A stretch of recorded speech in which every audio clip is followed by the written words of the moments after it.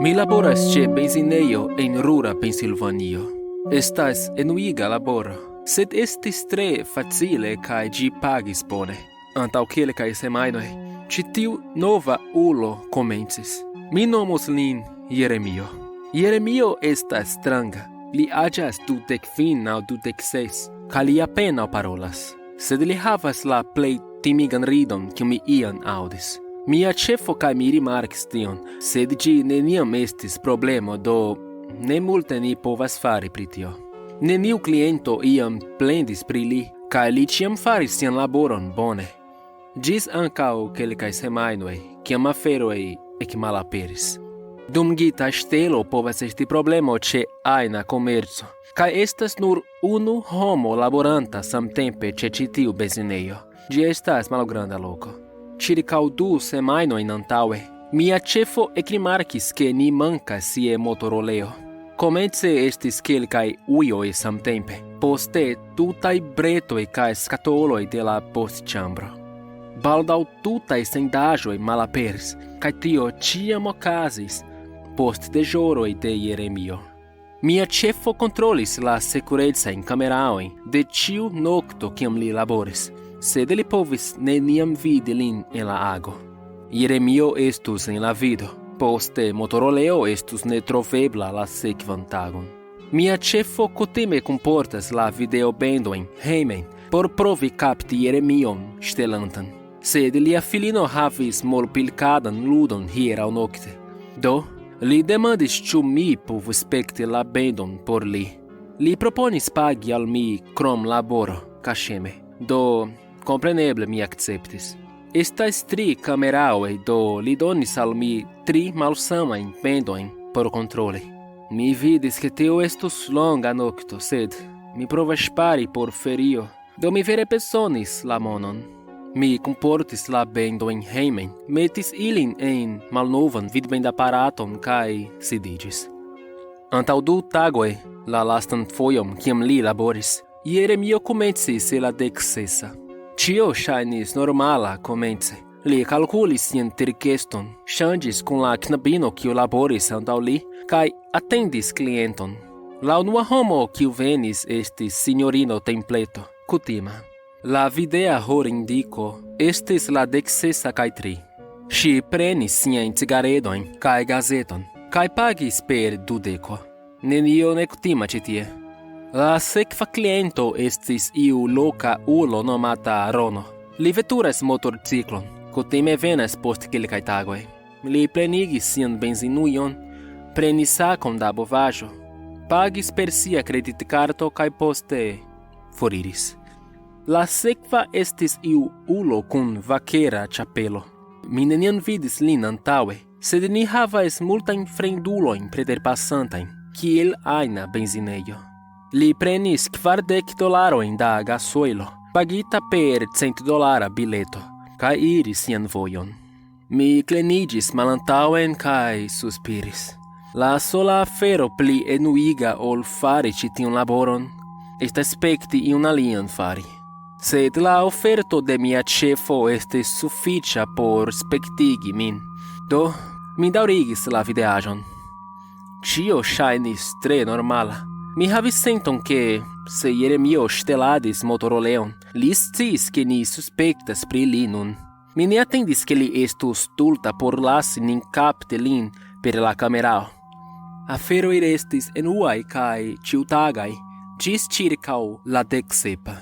Je la 17 kaj 3, sinjorino Templeto revenis. Ŝi eble forgesis ion, sed ŝi ne forgesis. Ŝi aĉetis la saman paketon da cigaredoj, kiel antaŭe, kaj la saman gazeton. Ŝi pagis per alia 20. Tio estis stranga. Sed ŝi estas iom distrema. Mi pensis ke Jeremio devus diri al ŝi ke ŝi jam aĉetis tion, sed ne estas kontraŭ la reguloj vendi al iu la saman 2 foje. Estis kiam Rono revenis.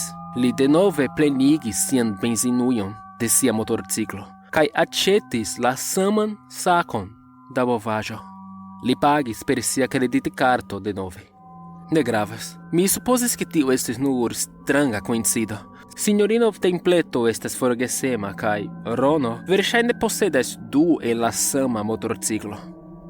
Estis kiam la ulo kun la vaquera ĉapelo revenis. Mi sentis malvarmon trairi mian spinon.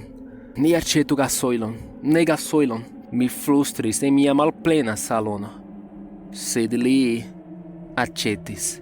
Li aĉetis $40 da gasoilo, kaj pagis per sia $100 bileto. Ĉiu moviĝo kiun li faris estis identa al lia unua vizito. Eĉ la maniero kiel li gratis sian nazon antaŭ li eliris. Aŭ ĉi tiu ulo estas riĉa, posedas multajn kamionojn kaj ĵus translokiĝis al la urbo, aŭ io tre bizara okazis. Mi daŭre spektis. Ĉiu kliento du la sekva horo estis la sama kiel antaŭe. Ĉiu el ili. Mi estis vere timigita. Kaj poste, je la 19:03, Signorino Templeto eniris.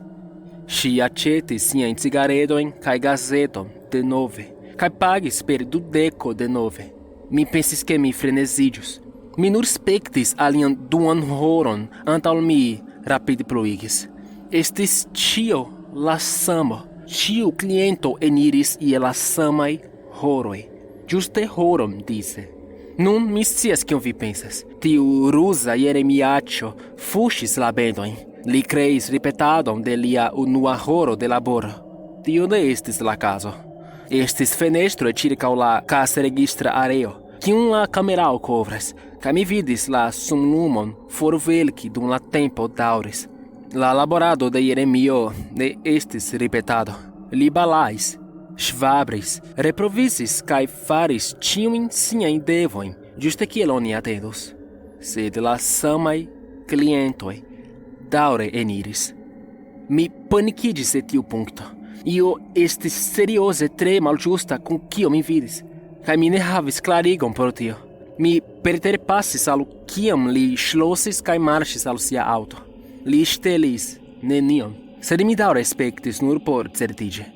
Mi rapide pluigis lastan fojon, al ĉirkaŭ noktomezo. Ĝuste je la 0:03, el nenie, la vizaĝo de Jeremio ŝprucis en la kameraon.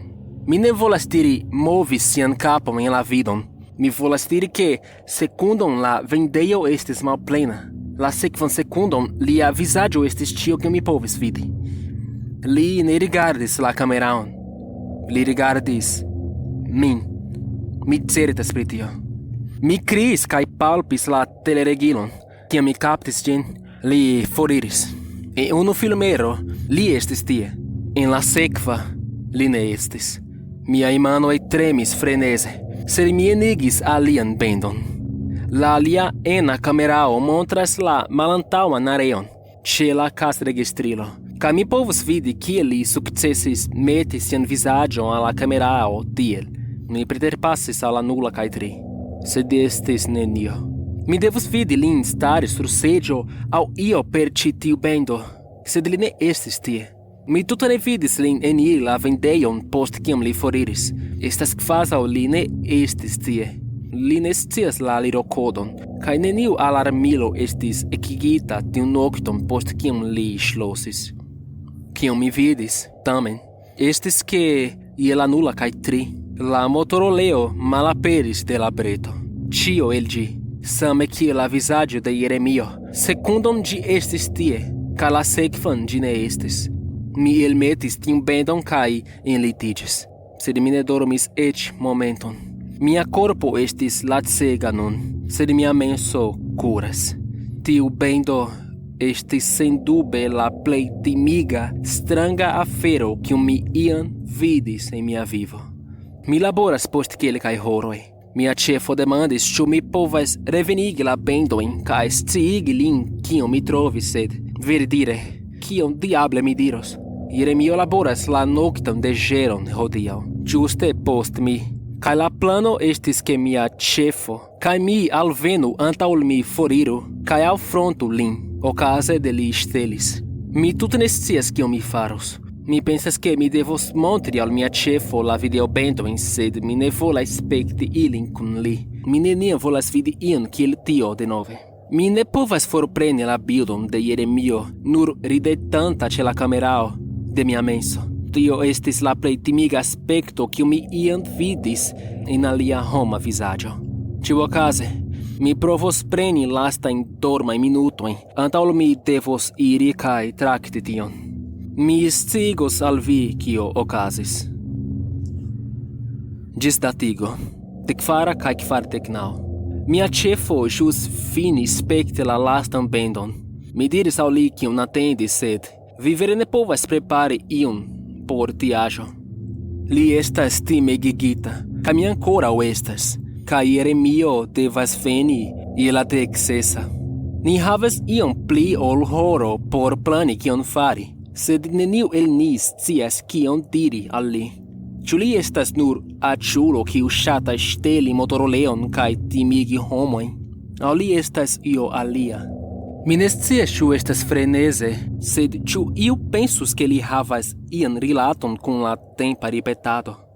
Mia ĉefo diris ke li neniam rimarkis ion tian en la aliaj bendoj, sed la maniero kiel li ŝprucis en ĉi tiu igas min pensi ke li sciis ke mi spektos. Estas kvazaŭ li volis ke mi vidu kion li povus fari. Kvazaŭ li fanfaronis aŭ io tia. La maniero kiel li ridetis en la kamerao estis kiel infaneto montranta al vi sablo kastelon kiun ĝi ĵus konstruis. Mi ne scias. Mi verŝajne sonas freneze. Mi povas senti tion. Mi iom pli parolos kun mia ĉefo. Ni devas trankviliĝi kaj plani kiel trakti tion. Mi ĝisdatigos denove. Sed mi havas malbonan senton pri kiel tio okazos. Ĝisdatigo. La 16 kaj 33. Neniu signo de Jeremio. Mi provis voki lin, sed lia poŝtelefono estas malkonektita. Ni vokas la policon. Ĝisdatigo. La 17:33. Neniu signo de Jeremio. Mi provis voki lin, sed lia poŝtelefono estas malkonektita. Ni vokas la policon. Ĝisdatigo. La 10:33. Neniu signo de Jeremio. Mi provis voki lin, sed lia poŝtelefono estas malkonektita. Ni vokas la policon. Ĝisdatigo. La 19:33. Neniu signo de Jeremio. Mi provis voki lin, sed lia poŝtelefono estas malkonektita. Ni vokas la policon. Ĝisdatigo. La 20:33. Neniu signo de Jeremio. Mi provis voki lin, sed lia poŝtelefono estas malkonektita.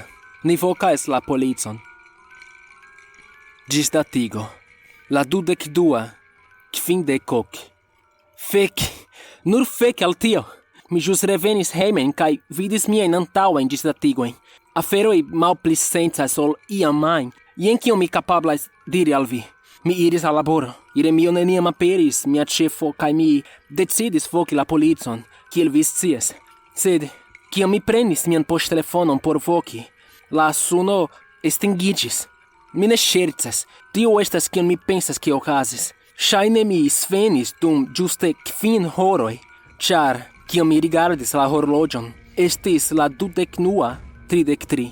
Mi pensas ke mi estis kaptita en la tempa ripetado de Jeremio, kaj poste mi eliris je la ĝusta punkto kiam mi svenis, se tio sencas. Sed jen kiam la aferoj vere strangiĝis. Mia ĉefo estas apud mi kiam mi svenis, preta konfirmi mian rakonton al la policanoj. Kiam mi vekiĝis, mia poŝtelefono estis je mia mano, sed ne funkcia, eĉ ne voktono. Mia ĉefo estis ankoraŭ tie, sed li ne moviĝis. Li staris, sed frostigita. Mi rigardis la horloĝon denove, kaj ĝi ne moviĝis. La sekundmontrilo estis blokita sur la 12, estis ĝuste la 21:33. La horloĝo en la komputilo ankaŭ ne moviĝis. Estis eĉ kliento ĉe la kasregistrilo, atendante mia ĉefon preni cigaredojn. Mi vetas ke tio estis lia kvina paketo de la tago. Mi eliris el tie. Ne ŝlosis, ne estingis la lumojn kaj, pardonon uloj, mi ne prenis la videobendojn por alŝuti al interreto. credu min, tio estis la lasta afero en mia menso. La benzinejo estis ĉe grava altivojo, kaj aŭtoj estis parakumitaj laŭlonge de ĝi. Krom tio ke ili ne estis parakumitaj, ili estis frostigitaj. La homoj ene sidiĝis senmovaj kiel vaksaj statuoj. Mi eniris mian aŭton kaj preĝis ke ĝi funkciu. Feliĉe ĝi funkciis. Ĉirkaŭ duonvoje hejmen la tempo rekomenciĝis. La statiko de la radio iĝis muziko, kiel ĝi devus esti, kaj laŭ kio mi povas diri aŭdinte la paroladon inter kantoj, neniu rimarkis la tempa frostiĝo, aŭ kio ajn tio estis. Mi estis la sola. Nu, mi certas ke ankaŭ Jeremio rimarkis. Mi ankoraŭ tute ne scias kie li estas aŭ kion li faras. Mi kaŝiĝas en mia ĉambro kaj vokas la policon denove matene. Mi ne scias ĉu mi jam sukcesis paroli kun ili antaŭe, aŭ ĉu mi faris, ĉu ili kredis min. Mi timas pri mia vivo ĉi-momente. Mi ĝisdatigos vin morgaŭ, se mi povos. Lasta ĝisdatigo. La 10:33. Mi finfine dormis hieraŭnokte je ĉirkaŭ la 4. Mi tute ne scias kiel mi sukcesis. Mi pensis ke fine elĉerpiĝo venkis. Mi vekiĝis pro mia poŝtelefona sonorado. Estis mia ĉefo. Li vokis ekde la 6. Li vekiĝis kiam la tempo revenis hieraŭnokte kaj tuj vokis la policon. Ili venis por vidi kio mi siris kaj li rakontis al ili ĉion. La polico ĉi tie estas iom senutila. Ili prizorgas pri la mankantan motoroleon aŭ io ajn. Sed mia ĉefo kredis ke li sukcesus, se li prenus ilin atenton. Ili decidis serĉi Jeremion. Ni konservas la informojn de niaj dungitoj en dosiero, kaj ĉar Jeremio komencis labori ĉi tie, estis facile trovi lin. Ili kontrolis la adreson en ĝi kaj iris al ilia domo. Vi ne kredos kion ili trovis. La adreso de Jeremio estis malplena parcelo, aŭ almenaŭ nun ĝi estas. Kutimis esti domo tie, sed ĝi forbrulis en 1993. Ĉar ĉi tie estas urbeto, preskaŭ ĉiuj memoris la incendion. Familio de 4 homoj kutimis loĝi tie tiam. Onidiro estis ke ili havis fremdiĝintan filon pri kiu ili neniam parolis, sed mi ne povas diri ĉu tio estas vera. Kion mi povas diri ke estas vera, estas ke post kontrolado la incendio estis vidita kiel krima. La tuta domo estis trempita per oleo kaj bruligita per bulbotelo. La tuta familio dormis dum tio okazis. Neniu el ili postvivis. Ili neniam kaptis la ulon kiun faris tion. Estas onidiro ke kiam li provis paroli kun la fremdiĝintan filo, neniu povis trovi lin. Ĉiuokaze, mia ĉefo vokis kaj diris al mi tion, kaj mi freneziĝis. Poste li petis min veni al la benzinejo. Kio estas vi, frenezulo? Mi diris, sed li certigis ke la policanoj estis tie kun li. Poste li diris ĉi tion. Fobo-i ankaŭ estis en la urbo, kaj li parolos kun mi iel ajn. Do mi devus iri. Estis ĉirkaŭ la 7:15, kaj mi volis reiri al la lito. Sed mi pensis ke mi ne sukcesus dormi, do mi rezignis. 4 homoj en kostumoj salutis min kaj diris ke mi sidiĝu. Ni rakontis ĉion 2 aŭ 3 foje antaŭ li notis ĉiujn detalojn. Mi parolis al li pri Jeremio, la videobendo, la hieraŭa nokto ĉe laboro, ĉio.